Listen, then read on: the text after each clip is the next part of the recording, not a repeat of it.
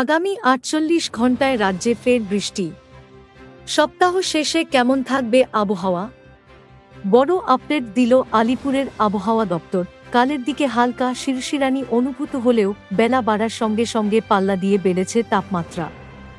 আবহাওয়া অফিস সূত্রে খবর, দোল অর্থাৎ আগামী ২৫ মার্চ পর্যন্ত শীতের আমেজ বজায় থাকবে।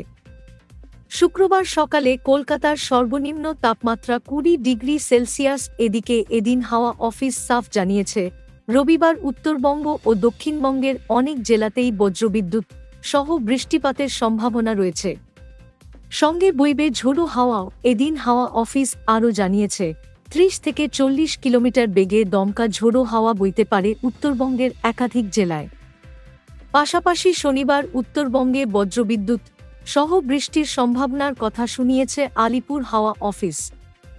শনিবার দার্জিলিং, কালিম্পং, আলিপুর দুয়ারে হতে পারে বৃষ্টি, যদিও রবিবার থেকেই সেই বৃষ্টির পরিমাণ বাড়বে বলে জানিয়েছে আলিপুর। তবে এদিন জানিয়ে দেওয়া হয়েছে, দক্ষিণবঙ্গে আপাতত বাড়বে তাপমাত্রা। তবে রবিবার বৃষ্টির সম্ভাবনা রয়েছে বিভিন্ন জেলায়।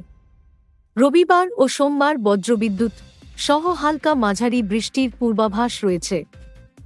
পাশাপাশি ৩০ থেকে ৫০ কিলোমিটার গতিবেগে দমকা ঝোড়ো হাওয়া বইতে পারে বলেও সাফ জানিয়েছে আলিপুর।